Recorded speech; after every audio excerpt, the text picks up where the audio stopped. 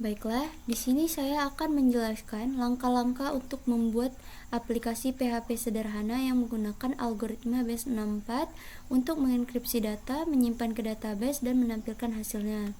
Yang pertama di sini saya akan membuka exam terlebih dahulu. Sini dua ini dijalankan dan kita membuka localhost phpMyAdmin untuk membuat database. Baiklah, langkah pertama kita membuat database. Buat database baru dengan nama kriptografi.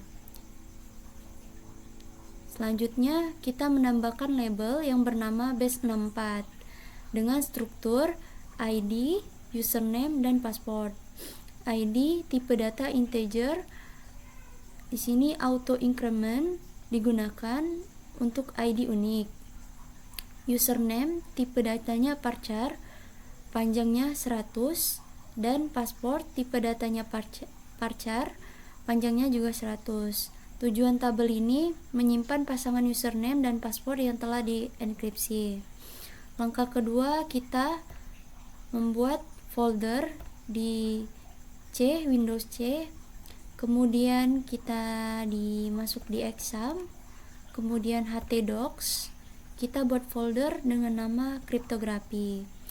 Di dalam folder kriptografi kita buat subfolder bernama base64 dan di dalam sini terdapat indeks PHP, koneksi PHP, dan proses enkripsi PHP. Kemudian langkah ketiga, kita membuat codingan di Visual Studio Code. Di sini terdapat indeks PHP, koneksi PHP, dan proses enkripsi PHP.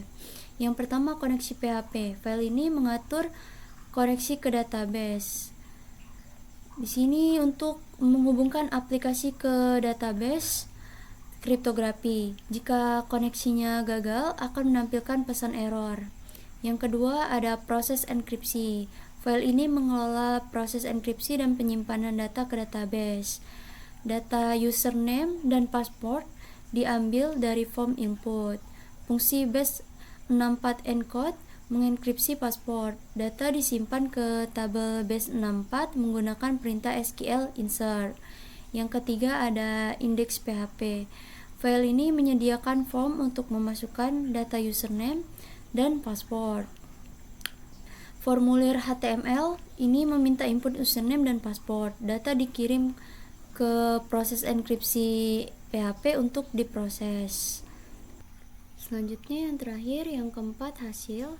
Sini kita coba lihat hasilnya di Google Chrome. Kita ketik localhost kriptografi. Di sini kita coba masukkan username-nya random.